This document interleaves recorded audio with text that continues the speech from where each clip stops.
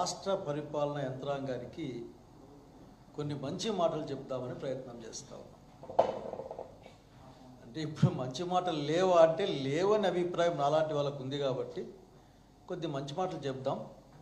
ఎందుకంటే చాలా జనరేషన్స్ వచ్చినాయని చెప్పేదాంతో ఈ ప్రయత్నం ఇది.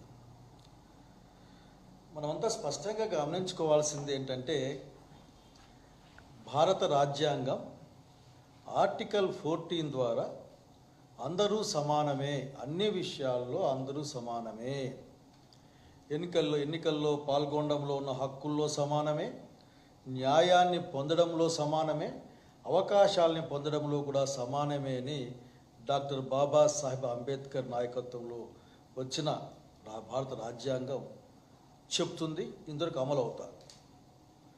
ఈరోజు హైకోర్టు వ్యాఖ్యలు చూసిన తర్వాత ఈ మాట్లాడాల్సిన అవసరం ఉందేమో అనిపిస్తూ ఉంది.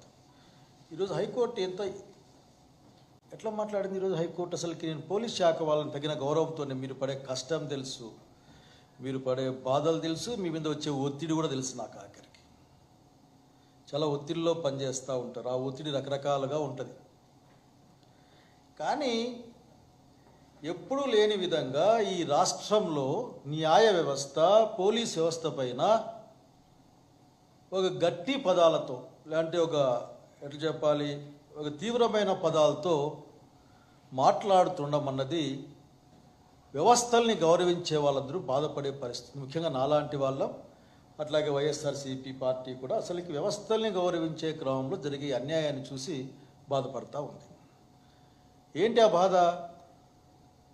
ఈ రాష్ట్రాన్ని, రాష్ట్ర ప్రజల్ని కాపాడాల్సిన ఒక వ్యవస్థ భారత రాజ్యాంగ సూత్రాలకు వ్యతిరేకంగా, లేదంటే వాటిని కనీసం పట్టించుకోకుండా ఈ రాష్ట్రంలో బిహేవ్ చేస్తూ ఉంది అని చెప్పడానికి ఏమాత్రం కూడా నేను బాధపడ్డం లేదు. కారణం నిజంగా బాధేస్తుంది ఆఖరికి. ఏం జరుగుతుంది? ఇట్లా అనిపించుకుంటున్నారే అనిపిస్తుంది. పెద్ద విషయాలను చూసాం, చాలా చెప్పుకునే పోలీస్ ఆఫీసర్లను చూసాం మా జీవితంలో. మనమందరం కలిసి ఒక ఆరోగ్యకరమైన సమాజాన్ని నిలబెట్టాల్సిన అవసరం ఉంది. అది సామాజిక, రాజకీయ, ఆర్థిక సమాజాన్ని, ఒక ఆరోగ్యకరమైన అన్ని అవకాశాలు సమానంగా ఉన్న రాజ్యాన్ని నిలబెట్టాల్సిన అవసరం ఉంది.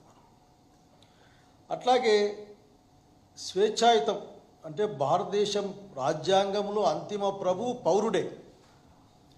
తనకు తాను నిర్దేశించుకున్న లక్ష్యాలు ఉన్నాయి దాంట్లో. అందులో పౌరుని స్వేచ్ఛ అనేది చాలా పెద్ద అంశంగా ఉంటుంది. అసలు నాకేం అనుమానం వస్తుందంటే, ముఖ్యమంత్రి గారు ఏం మాట్లాడినా అది ప్రభుత్వ ఉత్తర్వులాగే ఫీల్ అవుతారేమో. ఆయన అనేక 2-3 సార్లు ఈ మధ్య కాలంలోనే నేను పొలిటికల్ గవర్నెన్స్ చేస్తాను, పొలిటికల్ గవర్నెన్స్ ఉంటుంది ఇంకటి నుంచి, వైసీపీ వాళ్ళకి ఎటువంటిది అందడానికి వీల్లేదు, నేను ఒప్పుకోను అనే దాని నుంచి మీరేమైనా ఈ విధంగా బిహేవ్ చేస్తున్నారా ఆలోచించుకోమని కోరుతా ఉన్నా. మీరు అసలు నిజంగానే నేను అందరినీ అడిగేది ఒక్కటే, మీకు ఎక్కడో స్వేచ్ఛ గురించి మీకు ఆలోచన రాదా? మా ప్రేమ్ కుమార్ పైన ఆయన ఏదో ఒక రీల్ చేశాడు. గుంటూరులో చేసిన ఆయన పైన కర్నూలులో కేసు పెట్టారు. ఆయన దగ్గర 300 రూపాయలు దొరికితే అదొక పెద్ద వ్యవస్థీకృత నేరంగా మీరు చూపించే ప్రయత్నం చేశారు. దాన్ని కోర్టు ఒప్పుకోలే. స్వయంగా గౌరవ జడ్జి గారు వాళ్ళు మాట్లాడారు. అసలు ఏంటయ్యా ఇది ఇంత న్యాయంగా మాట్లాడుతూ ఉన్నారు, మేము కళ్ళు మూసుకొని ఉండాలా, మీరు చెప్పిందే వినాలా, ఇట్లా జరగదు, ఇట్లా జరగడానికి వీలు లేదు అని గౌరవ హైకోర్టు వ్యాఖ్యానించిన నేపథ్యంలో నేను ఇంకొక 2 మాటలు చెప్పాలనుకుంటా ఉన్నా. అయ్యా, ప్రజాస్వామ్య వ్యవస్థలో విమర్శ, ఆత్మవిమర్శ అనేది ప్రధానంగా ఉంటాయి. ఊరికే మీరు చెప్పిందంతా అమలు చేయడానికి ఇంక వ్యవస్థ అవసరం లేదు. ఇంకొక వ్యవస్థని, ఏర్పాటు చేసుకోవచ్చు. కానీ భారత రాజ్యాంగం ఈ దేశంలో ప్రజాస్వామ్యాన్ని, అంటే ప్రజల కోసం సంపూర్ణమైన స్వేచ్ఛ హక్కులు కలిగి ఉన్న రాజ్యంలో ఉండాలనే స్ఫూర్తితోనే పనిచేస్తున్న విషయాన్ని గమనించమని కోరుతా ఉన్నా మిమ్మల్ని. మీరు అసలుకి చాలా చిన్న కేసులు, బహుశా 7 సంవత్సరాలు ఎంతంటే అది పోలీస్ స్టేషన్లో ఇచ్చేదానికి మనోహర్ గారు బిలో 7 years శిక్ష పడే కేసులు ఏవైనా ఉంటే పోలీస్ స్టేషన్లోనే మీరు బెయిల్ ఇవ్వండి అని చెప్పారు. అట్లాగే ముందస్తు నోటీస్ ఇవ్వండి అడిగారు. అనేక కేసులు మీరు పరిశీలించుకోండి. దాదాపు 200 కేసులు అటువంటి కేసులు ఉన్నాయని ఒక ఉరామరిగ్గా ఒక లెక్క ఉంది మా దగ్గర. కొన్ని ఇంకా మేము వెరిఫై చేసుకోవాలి వాటిని. మీరు 41A నోటీస్ ఇచ్చిన తర్వాత అతను ఏమైనా ఆ నోటీస్కి రెస్పాండ్ కాకపోతేనో, లేక దాని నుంచి పారిపోయే ప్రయత్నం చేస్తేనే అతన్ని మీరు నిర్బంధంలోకి తీసుకోవాల్సిన అవసరం ఉంటున్న విషయాన్ని మీరు మర్చిపోతే ఎట్లా? ఎవరిని ఏమనరు ఆఖరికి. హైకోర్టు కూడా దాన్ని గమనించి చెప్పినట్లు నేను చూశాను కొన్ని చోట్ల. ఎవరి కోసమో, ఎవరి మెప్పుదల కోసమో, రాజ్యాంగానికి వ్యతిరేకంగా, పోలీస్ మాన్యువల్కి వ్యతిరేకంగా, లేక సంబంధిత ప్రొసీజర్స్ అమలు చేయకుండా ఉంటే ఫైనల్గా అందులో ఇరుక్కుపోయేది మీరే. ఎవరు పట్టించుకొని హైకోర్టు వ్యాఖ్యానించినట్లు నేను చూశాను. Procedure subject to correction. మీరు ఎందుకు ఆ ప్రయత్నం చేయరు? ఒకే కంటెంట్ ఉన్న కేసులకి అనేక ఎఫ్ఐఆర్లు పనికిరావు. అవన్నింటిని కూడా ఇంప్లీడ్ కావచ్చేమో కానీ అనేక కేసులు పెట్టాల్సిన అవసరం లేదని సుప్రీంకోర్టు ఇచ్చిన సూచనను కూడా మీరు పరిగణలోకి తీసుకోరే. భారతదేశంలో ఉన్న ప్రజలందరూ కూడా న్యాయ వ్యవస్థ పైన, న్యాయ వ్యవస్థ కల్పించే రక్షణ పైన అత్యంత నమ్మకాన్ని, విశ్వాసాన్ని కలిగి ఉన్నారు. అరెస్ట్ చేయొద్దండి అని చెప్పినా సరే అరెస్ట్ చేసిన కేసులు ఉన్నాయి ఇక్కడ. అది కాకుండా ఇంకోటి పెట్టి అదేదో పీటీ వారెంట్ అని. ఏంటిది అంటే ఒక ప్రణాళికాబద్ధంగా ఎక్కడి నుంచో, అది అంతరిక్షం నుంచో లేక ఇంకొక దగ్గర నుంచో మీకు సూచనలు వస్తే చేశారని ఆంధ్రప్రదేశ్ రాష్ట్ర ప్రజలు భావిస్తూ ఉన్నారు. ఇది మీ వ్యవస్థకు మంచిది కాదు. అట్లాగే నిజంగానే మీరు చేస్తున్న పని వ్యవస్థలో భాగంగా నేను మీ గురించి మాట్లాడుతూ ఉన్నా. ఒకానొక సందర్భంలో గౌరవ హైకోర్టు డీజీపీ గారి పోస్టు పై ఉన్న గౌరవం కొద్దీ మేము మాట్లాడడం లేదనే విధంగా కూడా మాట్లాడిన సంగతికి నేను గుర్తు చేసుకుంటా ఉన్నా. కనుక దయచేసి మీరు రాజ్యాంగాన్ని, పోలీస్ మాన్యువల్ని గుర్తించండి, గౌరవించండి. అందరూ కూడా, రెవెన్యూ వాళ్ళు కూడా, నేను చాలా చోట్ల చూస్తూ ఉన్నా, ఇప్పటికిప్పుడు అసలుకి లేని హక్కులు కొద్దిమందికి దఖలు పడతా ఉన్నాయి. ఇప్పటికిప్పుడు కొన్ని చోట్ల ఆఖరికి కొన్ని 10 సంవత్సరాలుగా అనుభవం ఉన్న ప్రాంతాల్లో కూడా ఆఖరికి అనుభవం కాదు, మీది కాదు, ఇది వేరే వాళ్ళ విధంగా ఈ రోజున రెవెన్యూ భూముల విషయంలో మేము చూస్తూ ఉన్నాం.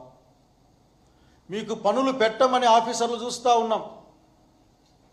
మాకు ఒప్పుకోవడం లేదు, మా స్థానిక ప్రజాప్రతినిధి ఒప్పుకోవడం లేదు, మేమేమీ చేయలేమయ్యా అని చెప్పిన కాలాన్ని కూడా చూసాం ఈ మధ్య కాలంలోనే. వివరాలు కావాల్సితే అందిస్తాం, ఇబ్బంది ఏం లేదు. ఎందుకంటే I don't want to mention the names of the officers with the due respect on them. At the same time I am recognizing the pressure on those people. మీరు చివరికి ఇంకా ఎంత అంటే దీన్ని ఆలోచించాల్సిన అవసరం ఉంది అందరూ కూడా. కోర్టు సీసీటీవీలో ఫుటేజ్ ఇమ్మంటే కూడా కోతులు కొరికేసినాయనేదో అనేంత వరకు కోర్టు ముందే చెప్పేంత అవసరాన్ని మీరు తీసుకుంటున్నారంటే అర్థం చేసుకోవాలా ఏ వ్యవస్థ కోసం, ఏ వెలుగులకి సమాజాన్ని తీసుకెళ్తున్నారో మీరు అర్థం చేసుకోవాల్సింది. ఆఖరికి ఎన్నిసార్లు మాట్లాడినా సరే మీ దగ్గర ఇంకొక బాధాకాంశాన్ని గమనించాను. నెల్లూరులో శేషయ్య కేసు కానీ, అట్లాగే ఈ నరసరావుపేట మంగళ కేసు, ఇంకొక కేసు ఆయన సుబ్బారెడ్డి అనుకుంటా. నరసరావుపేటలో సుబ్బారెడ్డి గారు పెళ్లిలో ఉంటే ఆయన్ని మంగళగిరిలో ఉంటారని చెప్తే కోర్టు దానికి బెయిల్ ఇచ్చినట్లు చూస్తే బహుశా నాకు గుర్తుకున్నది కరెక్ట్ అయితే. కనుక మీరు అర్థం చేసుకోవాల్సి ఉంది, ఆఖరికి ఎవరి కోసం చేస్తూ ఉన్నారు, దేనికోసం చేస్తున్నారు, ఈ సమాజాన్ని ఎక్కడికి తీసుకెళ్దామని చేస్తూ ఉన్నారు. అసలుకి మీరు మాట్లాడితే బీఆర్ఎస్ 3 కేసు పెట్టే ప్రయత్నం చేస్తూ ఉన్నారు. ఎందుకంటే దాంట్లో కొంచెం శిక్ష ఎక్కువ పడుతుంది, రిమాండ్ తీసుకోవచ్చు అని. అదేందో ఆఖరికి ఆ చట్టాన్ని సవరించండి మీరు ఇంకటి నుంచి. భారత పార్లమెంటుకు ఆంధ్రప్రదేశ్ రాష్ట్రం నుండి ప్రభుత్వం వారు మేము బీఆర్ఎస్ 111 అనేది ఈ విధంగా ఉంటే మాకు నచ్చడం లేదు, దీన్ని మేము చెప్పిన విధంగా మార్చండి అని మీ ఎంపీలతో మాట్లాడించండి అక్కడ. అప్పుడేమో చట్ట సవరణ చేస్తే ఆ సెక్షన్ సవరణ చేస్తే చేసుకోవచ్చు. కానీ వ్యవస్థీకృతమైన నేరాలకి 3 అంటే 1111 సెక్షన్ పెట్టాలనేది స్పష్టం కదా. సోషల్ మీడియా యాక్టివిస్టులకు అది అప్లై కాదని కూడా దాంట్లో ఉంది కదా. అనేకమైన కేసులో ఉండాలని రాసుకున్నాము 2 సార్లు కనీసం మినిమం. మరి ఇవన్నీ అసలుకి చట్టాన్ని అమలు చేసిన వాళ్ళే, చేయాల్సిన వాళ్ళే చట్టం గురించి మర్చిపోయి ప్రవర్తించే పరిస్థితులకి పొలిటికల్ గవర్నెన్స్ ఈ రాష్ట్ర ప్రభుత్వం చేస్తే భవిష్యత్తులో ఏం చెప్పాలనుకుంటున్నారో కూడా మాకు ఒకసారి చెప్తే అర్థం చేసుకుంటాం మేము ఆఖరికి. అట్లాగే ఇంకా కొన్ని భయపడే అంశాలు కూడా ఈ మధ్య గమనిస్తూ ఉన్నాం మేము. ప్రత్యక్షంగా అనేక ప్రాంతాల్లో ఈ సమాజంలో రక్షణ కల్పించాల్సిన విభాగాలు, ధైర్యాన్ని చెప్పి న్యాయం పక్క నిలబడాల్సిన విభాగాలు, రెవెన్యూ, పోలీసు విభాగాలు తిరుపతి ఎన్నికల్లో కానీ అనేక ప్రాంతాల్లో జరిగిన ఎన్నికల్లో కానీ ఏ విధంగా ఉంది ఈ రోజున, వారి ప్రవర్తన ఏ విధంగా ఉందో మిమ్మల్ని ఆలోచించుకోమని కోరుతా ఉన్నా నేను. మీరు ఆలోచించుకోండి ఒకసారి. మీ మాన్యువల్ ఏం చెప్పింది? మీరు ఆయా అధికారులుగా ప్రమాణం చేసిన రోజున భారత రాజ్యాంగం మీద మీరు ఏం చెప్పారు, భారత సమాజానికి ఈ దేశానికి ఏ విధంగా సేవ చేస్తామని చెప్పారో గుర్తెచ్చుకోమని చెప్తా ఉన్నా. నిన్న ఈరోజు రేపు సంఘటనలు కూడా పల్నాడు జిల్లాలో అచ్చంపేట మా ఎంపీటీసీలని కిడ్నాప్ చేశారనుకుంటా ఉన్నాం మేము. ఎందుకంటే రేపు ఎంపీ ఎన్నిక ఉంది. అక్కడ 16 చోట్ల వైసీపీ ఎంపీటీసీలు ఉన్నారు. కానీ కిడ్నాప్ అనే మాట అపహరించారు అందామా? బహుశా కిడ్నాప్ అంటే మీకు కోపం వస్తుందేమో. అపహరించారు లేదంటే ఎత్తుకుపోయారు అని అందాం. అట్లాగే గాన్లపెంటలో అసలు ఇన్ఛార్జిగా ఉన్న గంగోజమ్మ సొంత వీడియో మనకు పంపిస్తే కూడా అక్కడున్న లీడర్ల పైన కేసులు పెట్టారు మీరు. అసలు దేనికోసం, ఏం సాధిద్దామో నాకు అర్థం కాదు. బహుశా ఎవరి మెప్పు పొందాం అనుకున్నారో నాకు అర్థం కావడం లేదు. అట్లాగే వైఎస్ఆర్ జిల్లా జగన్మోహన్ రెడ్డి గారికి కంచుకోట లాంటి జిల్లా. అక్కడ జెడ్పీ చైర్మన్ అనేక ఎత్తుల ద్వారా దాన్ని సాధిద్దాం అనుకుని మీకున్న ఆర్థిక అంగబలాలతో, అది కాకపోయే తలకే మేము ఎన్నికల ప్రక్రియలోనే లేమని చెప్పిన మీరు, మీ వాళ్ళే ఈ రోజున ఎన్నికలు జరిగేది 2 ఎన్నికలు ఉన్నాయి, జరిగేంత వరకు దీన్ని ఆపేయండి కోర్టుకు వేశారు. మీరు 5-6 కేసులు వేసినట్లున్నారు. అట్లాగే రామగిరిలో ఇట్లా మీ యొక్క మీకు కనిపించడం లేదా మీరు ఏం చేస్తూ ఉన్నారో? అట్లాగే రేపు అత్తిలి యలమంచిల్లో కూడా ఎంపీటీసీల ఎలక్షన్ ఉన్నాయి, ఎంపీపీ ఎలక్షన్స్ ఉన్నాయి. అత్తిలి యలమంచిల్లో 2 చోట్ల పూర్తి మెజారిటీ ఉంది. మీరు అక్కడ గెలవాలనుకోవడం ఏందో నాకు అర్థం కాదు. ప్రజాస్వామ్యం అంటే నంబరే కావచ్చు, కానీ అందులో మౌలికమైన న్యాయం, ధర్మంతో పాటుగా నైతిక విలువలు ఉంటాయనే విషయాన్ని మనం గమనించాల. మరి ఇక్కడ కదా మీరు రక్షణ కల్పించాల్సింది. రాష్ట్ర వ్యాప్తంగా జరుగుతున్న అనేకమైన సమాజానికి ఇబ్బంది పడే సంఘటనల్లో కదా మీరు రక్షణ కల్పించాల్సింది. లేక రెవెన్యూలో పెద్దలందరూ అక్కడ పోయి కాపాడవలసింది. అనంతపురం జిల్లాలో, ఎందుకంటే ఆ జిల్లా నాది కాబట్టి, బహుశా మీరు ఏ పని చేస్తే బాగుంటుందంటే, ఈ రోజున రైతాంగ సమస్యలు, అన్ని ప్రాంతాల్లో రైతులు కష్టాల్లో ఉన్నారు. అన్ని మిర్చి రైతు కష్టంలో ఉన్నాడు. వేరుశనగ అసలుకి వచ్చిన దాఖలా లేదు. మొన్ననే మా ప్రాంతాల్లో అరటి చెట్లు మొత్తం పడిపోయినాయి. ₹1,50,000 ఎకరాకు పెట్టుబడి వస్తే హెక్టార్కు 35,000 ఇస్తామని చెప్తా ఉన్నారు మీ వాళ్ళంతా ప్రభుత్వం తరఫున. ఎంత దుర్మార్గం! అక్కడండి కలెక్టర్ గారు నిలబడాల్సిందే. లేదు, మా రైతుకు ఎకరాకు ₹1,00,000 ఇవ్వాలి అని నిలబడాలి. అక్కడ బెదిరింపులు జరిగితే అక్కడ నిలబడాలి. అట్లాగే పెరుగుతున్న ధరలు ఉన్నాయి, వాటిని తగ్గించడం ఎక్కడో ఆ విషయం ఆలోచించాలి. చంద్రబాబు నాయుడు గారు P4 అని ఒక ప్రోగ్రాం పెడితే అందులో ఈ ప్రభుత్వ ప్రమేయమే లేకపోతే, పైసా కూడా లేకపోతే, షావుకారులంతా వచ్చి పేదవాళ్ళని చేయబట్టుకొని పైకి తెచ్చి వీళ్ళందరినీ షావుకారులను చేస్తారట. మంచి ప్రయత్నమే. అదే బాధాకరం ఏంటంటే ఆంధ్రప్రదేశ్ రాష్ట్ర ప్రభుత్వం ఒక స్వచ్ఛంద సంస్థని, అంటే నాన్ గవర్నమెంటల్ ఆర్గనైజేషన్ని ఆ విధంగా పెడతా ఉందేమో అని అనుమానం వస్తూ ఉంది. ప్రభుత్వం డబ్బులు ఇంత పెడతా ఉన్నాం, ప్రైవేటు వాళ్ళని ఆశిస్తూ ఉన్నాం, దీన్ని సక్రమంగా పెట్టి ముందు తీసుకెళ్ళి ఇటువంటి మాట మన దగ్గర బాధ్యత ఏం లేదు. బంగారు కుటుంబం, పూర్వ జ్ఞాపకాలతో మార్గదర్శన పేరుతో మనం పోతే ఎవరు చేయగలిగింది ఏముంది ఇక్కడ? అటువంటి ఆలోచనలు కాకుండా బడ్జెట్లో ఆ రోజున SC/ST సబ్ ప్లాన్ ప్రకారం వాళ్ళ జనాభా ప్రాతిపదికన ఇచ్చిన నిధుల్ని మరొకసారి కేటాయిస్తాం, వారిని అప్లిఫ్ట్ చేస్తాం. ఎందుకంటే ఎక్కువ మంది పేదలు SC/STలోనే ఉంటారు, ఒక 70-80% దాంట్లో వాళ్ళలోనే ఉంటారు. అట్లాగే విద్యార్థులు ఈరోజు అత్యంత ఇబ్బంది పడుతూ ఉన్నారు. ఈ రాష్ట్రంలో పూర్తి స్థాయిలో ఫీ రియంబర్స్మెంట్ డబ్బులు రాలే, బకాయిలు కట్టలే. స్కూల్ యాజమాన్యాలు అడుగుతూ ఉన్నాయి, డబ్బులు కట్టి హాల్ టికెట్లు తీసుకోండి, డబ్బులు కట్టి మీరు ఆఖరికి ముందుకెళ్ళండి, లేకపోతే ఇయ్యమని చెప్పే పరిస్థితి ఉంది. అక్కడ మీ యొక్క మేధస్సు, మీ తెలివితేటలు ఉపయోగపడాలి. కానీ పొలిటికల్ గవర్నెన్స్ పేరుతో రాష్ట్ర ప్రభుత్వాధినేతలు మాట్లాడుతుంటే మీరు కూడా పొలిటికల్ గవర్నెన్స్ చేయడానికి సిద్ధపడడం అన్నది నిజంగానే బాధ్యత కలిగిన లేక మాలాంటి సగటు పౌరులకి చాలా బాధగా ఉందన్న విషయాన్ని మేము గుర్తు చేస్తూ ఉన్నాం.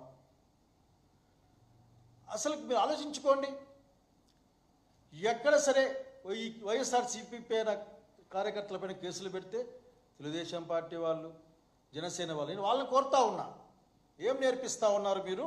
ఏం ఎక్స్పెక్ట్ చేస్తూ ఉన్నారు ఫ్యూచర్లో? కాస్త మంచిని ఎక్స్పెక్ట్ చేయాలి కదా, మనం మంచిని ప్రాపగేట్ చేయాలి కదా, ఆదర్శంగా ఉండాలి కదా. ఆదర్శం ఊరికనే డైలాగులు చెప్తే మాత్రం కాదు కదా, ప్రాక్టీస్లో కూడా ఉండాలి కదా. కనుక రేపు రాబోయే ఉన్నతమైన సమాజం మీ యొక్క నడవడికతో వస్తుందా అని మిమ్మల్ని మీరు ఆలోచించుకోమని, మీ నాయకత్వంతో కలిసి మాట్లాడమని నేను కోరుతా ఉన్నా. చట్టం ముందు అంతా సమానమే. మరి వైసీపీ సంబంధించిన లేక వివిధ పార్టీలకు సంబంధించిన లేక వివిధ సంస్థలకు సంబంధించిన లేక సంస్థలకు ఏం సంబంధం లేకుండా సాధారణ పౌరుడైనా సరే ఒక కంప్లైంట్ చేస్తే ఆ కంప్లైంట్ మనం ఆలోచించాలి కదా. నేను అడిగేది ఒకటే, ఎందుకంటే సమాజంలో వ్యవస్థల పట్ల విశ్వాసం పోతుంది అని భయపడతా ఉన్నాం మాలాంటి వాళ్ళు. ఈ వ్యవస్థలను నమ్ముకొని బతుకుతున్న వాళ్ళమంతా మేము ఆఖరికి. ఈ వ్యవస్థ మమ్మల్ని కాపాడుతుంది, భారత రాజ్యాంగం మాకు రక్షగా ఉంటుంది, డాక్టర్ బాబాసాహెబ్ అంబేద్కర్ యొక్క నీడైనా సరే మమ్మల్ని కాపాడుతూనే నమ్మి పనిచేస్తున్న వాళ్ళు. దయచేసి మీరు పొలిటికల్ గవర్నెన్స్ అనే ఒక పదాన్ని విరమించుకోమని కూడా మీ ప్రభుత్వాధినేతకి మీరు ఏదో ఒక సందర్భంలో చెప్పమని నేను కోరుతా ఉన్నా. అట్లాగే మనం చూసాను పాపం మా అధికార ప్రతినిధి ఆ బెట్టింగ్ యాప్ లేదు, చాలామంది దాంట్లో పెద్ద పెద్దలంతా ఉన్నారు కదా.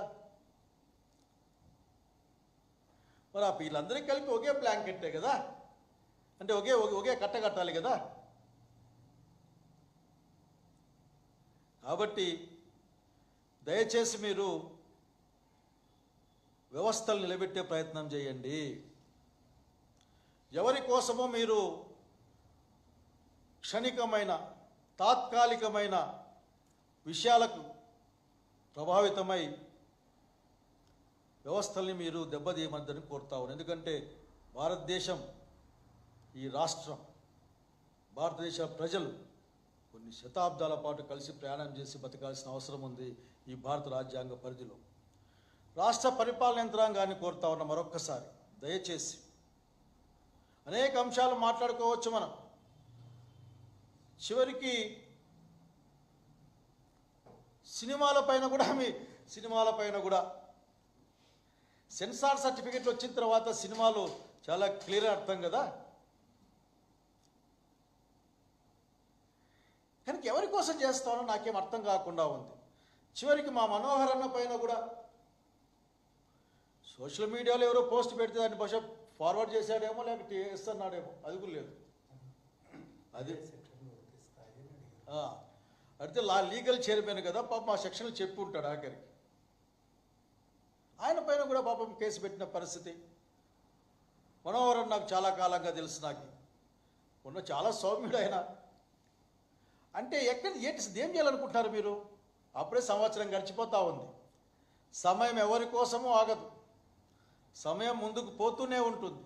అన్నిటినీ మోసుకెళ్ళేది మంచి విషయాల్ని మోసుకెళ్లే విధంగా అధికారంలో ఉన్నవాళ్ళు, భారత రాజ్యాంగం పైన ప్రమాణం చేసి భారత సమాజాన్ని కాపాడుతామని చెప్పిన వాళ్ళు మంచి విషయాలతో ఈ కాలాన్ని ముందుకు పంపించాల్సిన అవసరం ఉందని ఒక సగటు పౌరుడిగాను, జగన్ రెడ్డి గారి నాయకత్వంలో పనిచేస్తున్న వైఎస్సీపీ కార్యకర్తగాను ఈ విషయాన్ని చెప్పాలనుకుంటా ఉన్నాను.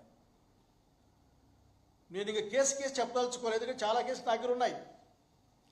అసలు కోర్టు ఏ విధంగా మాట్లాడింది ప్రతి ఉంది అవి చెప్పడానికి నాకు బాధ వేస్తుంది. అసలుకి ముందు చెప్దామనుకున్నా, కానీ నేను కూడా ఇంత మాట చెప్పిన తర్వాత నేను కూడా ఒక మంచి భావజాలాన్ని, మంచి మాట ముందు తీసుకెళ్దాం అనుకుంటున్నా. సో ఐఎమ్ రిక్వెస్టింగ్ ఆంధ్రప్రదేశ్లో అడ్మినిస్ట్రేషన్ మొత్తం అందరినీ కూడా, మీరు ఈ పౌరుల కోసం పనిచేయండి, పొలిటికల్ గవర్నెన్స్ కోసం కాదు. భారత రాజ్యాంగంలో ప్రజాస్వామ్యాన్ని పెట్టి ఎన్నికల ద్వారా జరిగేది మెజారిటీ అభిప్రాయాన్ని మైనారిటీ అభిప్రాయం అని కాదు. ఎన్నికల తర్వాత ఒకే ఒక అభిప్రాయం ఉంటుంది. ఎవరు ఇష్టపడకపోయినా, కష్టంగా ఉన్నా చంద్రబాబు నాయుడు గారు ఈ రాష్ట్ర ముఖ్యమంత్రి. కనుక బాబు గారిని కోరుతా నేను, మీరు అసలు ఇటువంటి చంద్రబాబు నాయుడు నేను ఊహించలేదు ఆఖరికి.